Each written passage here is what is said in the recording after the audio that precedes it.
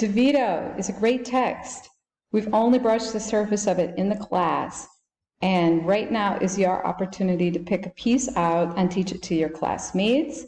I have thought of some topics and listed them in this week's reading with page numbers, and you could choose from those, or you could pick out anything else.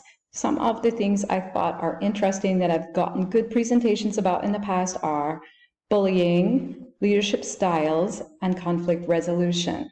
I'm recommending readings, but once again, you are free to choose your own. Some of the crazy and interesting questions that are brought up and answered in this particular textbook, it's really full of great information.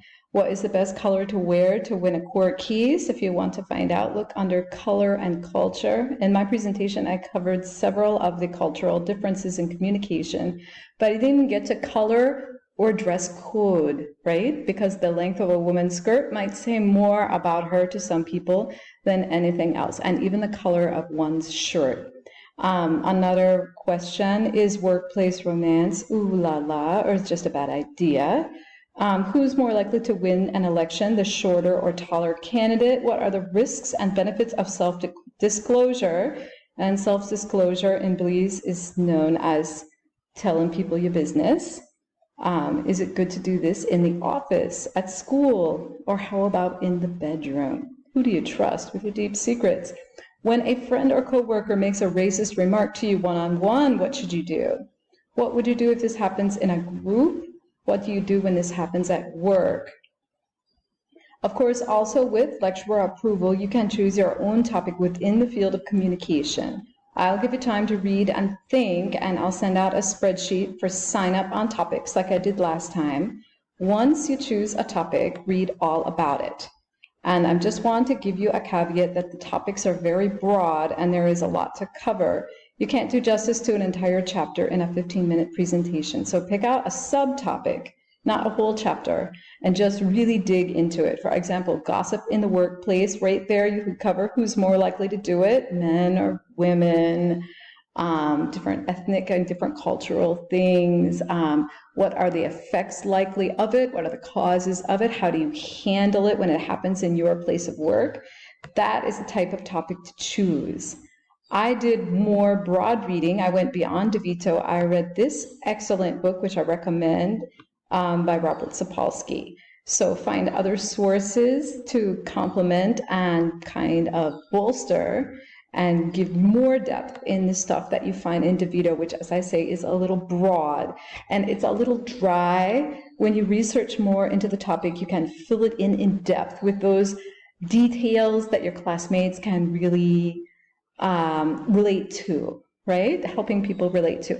If there's a self-quiz in your topic, it's always good to include that because people are most interested in these topics when they apply them to themselves. So the self-quizzes are very good hooks, attention getters, and teaching tools for this particular textbook. There are some good ones. There are also some sidebars about what would you do, you know, if you wrote an email in anger and accidentally pressed send and now you're really sorry. Those types of scenarios, those are good to involve people with too. So this is a great opportunity to engage in meta communication, which is where you showcase your communication skills in order to teach classmates about topics from the field of communication, meta communication.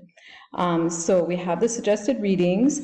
You can find your own topic, and I've included a really excellent presentation from last semester. Ms. Turton is a teacher for the deaf at Stella Maris, I believe, and she gives us this really in-depth peek into the world of deaf culture in Belize and some of the important aspects that teachers should remember in communicating with hearing impaired children. And I feel that that presentation is a really great example, not only of someone finding a topic that she is actually passionate about and her group members were passionate about, but also I feel also it's a presentation we could all benefit by. I certainly learned. So I'm sharing that with you. I asked for permission for that from last semester. And each presentation should have its discussion question. If you've already viewed my presentation, then you can continue here. If you haven't viewed it yet, stop and view the presentation first before we get to the discussion question. Collectivism versus individualism, right? It's from my presentation. It's measured on a scale, and if we put Japan as the extreme 1 for totally collectivist, and the US on the other end, like say 10, where would you see yourself as a Belizean on that scale? Okay, so that is my discussion question, which you can feel free to respond to in the forum. And in it, of course, you will ask yourself, if you were teaching a child about this picture, would you see the fish in the front is the leader, or the fish is in the front because his friends don't want to play with him? Also, of course, you would look at, does the monkey go with the bear, or do you pair the monkey with the banana? Now, as for myself, my answer, I'm like monkey plus bear every time. I always answer in an individualist way when I get to these tests. And I think that is my national culture coming up where I was born. Example, you give me rabbit, carrot, and dog. I'm always going to put the rabbit and dog together. Come on, they're mammals. And carrot is a vegetable, animal, mineral, vegetable. We individualists think categorically and in more scientific and rational ways, whereas collectivists just naturally think about relationships first. So what has a relationship there? A strong relationship. Well, the rabbit strongly desires the carrot. You know, it's possible that the dog desires a rabbit too. That would be relational also. So I'm always going to put the rabbit and the dog and the monkey and the bear. I'm influenced by the United States. It gets a 10 for individualism. Look at the way they handled the pandemic. 500,000 people dead. They cannot seem to be persuaded to wear their masks. They have to have riots and temper tantrums in public places. They just can't seem in the United States to go to Starbucks peacefully and buy a coffee without having a big fit over how they have rights to masks. Very individualist. That's another problem. You know, we cannot have gun control there. We have to shoot everybody in sight because we need that right to bear arms. Very into rights. My son is a Belizean. I'm born and raised in Belize, and every time I give him these tests, he gives a much more collectivist answer. He always wears his mask and reminds others. I think Belizeans in general are definitely more collectivist, but how collectivist is up to you to put on the scale. It's something to think about because we should be aware of cultural differences as teachers, and I would like to just give you a little anecdote here. And the reason that I have the picture of the eye is for no particular reason. I just noticed that the research says it gets people's attention and causes them to act correctly. So while I explain my story, you should be acting correctly because the eye is watching you. When I was a teacher at TCC, I was given the task of expressive arts for all first forms, which meant 8 classes, 1 day a week, where I was going to teach them to do arts and crafts and sing and dance. And I came into our first form class and explained to the children on the first day that this would happen. And one particular child, we'll call Carlos, he didn't come to class for 8 more weeks. And I asked the homeroom, did he drop out? Is he ill? And the teacher said, no, Miss Kyle. Every time it's time for your session, he reports that he has loose stools and goes to the principal's office. So I said, wow, what did you say on the first day, said the homeroom. And I said, well, I was going to ask them to sing and dance. They say, well, right there. That boy will never want to sing and dance in front of people. You literally scared the shit out of him, Miss Kyle, you know, because of the loose stools. So that was me being culturally insensitive. Poor little Carlos. He cannot be expected to poppy show himself like that. He is from a more collectivist culture that doesn't want to be individually autonomous and get all of that attention. So since he was from a Western Toledo village, I'd put them at about 4 for collectivism, less than the Japanese and the rice growers, probably after that long journey, as we'll see in my presentation. But, you know, we have fajinas, we have mozos, and we have Carlos's reaction there to getting up on stage. So I put that lower. But the other children I had from town, from PG Town and from the Garifuna villages, I'm going to give them much higher because some of them really did enjoy doing stage presentations and getting all of that attention, right? So you can go ahead and evaluate according to your experience.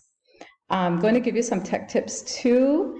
If you really don't know what to do to make the presentation more interesting, but you are used to doing slideshows, you can go to Giphy.com, which has lots and lots of free GIFs. They're not always 100% tasteful or appropriate, but there's always interesting stuff. You can search for the topic you're interested in. Then you click on one, and when you see it, go ahead and click on copy link, right?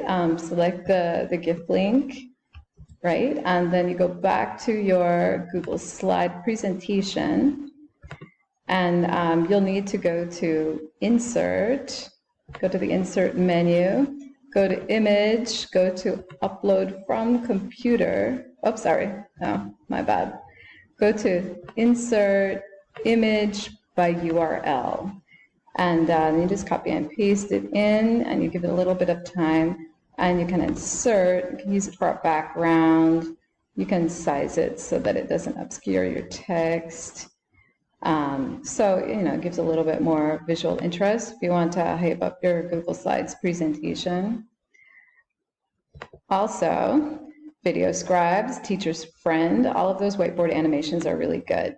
It's not free, but you can sign up for a free 10-day trial and then, of course, do it under a different email, etc. So, yes, even though some of my logos that I have from all those free apps may be distracting and even cover parts of my presentation, I'm just trying to find things to liven it up and add a little creativity, and I definitely don't take points off of you if you have these logos and things popping up, because we don't all have access to paid apps like Movie Maker. So I'll leave you with Video Scribe for the final review, and good luck.